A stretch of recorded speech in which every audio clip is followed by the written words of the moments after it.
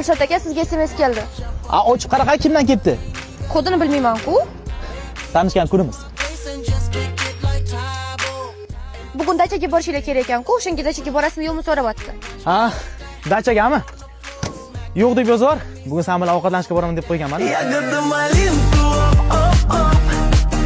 Voy, chiroyli chiqdi. Dilshod aka, qarang, o'tirib shunaqa takoy qiz kelyapti, boshqa takoy ekan. Qarasangizchi. Jinnimisan, men faqat seni yaxshi ko'raman. Sendan boshqasiga qaramayman.